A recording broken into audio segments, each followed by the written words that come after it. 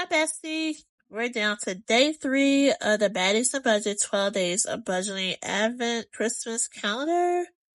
Yes, we're to day 3.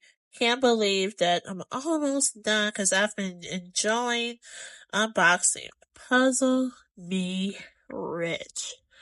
So this got to be a puzzle. Level up your savings.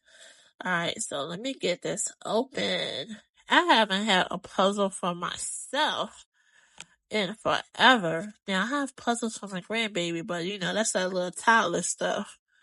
I haven't done a puzzle, and this might be fun. This is something totally different, totally something I haven't done with cash stuffing and savings, budgeting, so I can't wait to open this up to see what the puzzle is.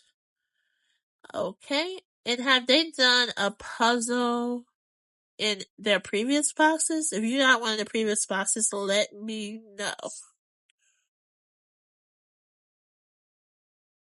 Trying to get this open, and as I open this, let me know what's your favorite thing from the Aesthetic Betty Christmas Advent calendar so far.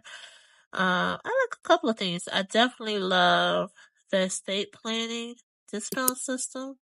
I like that $10. Alright, so here we go.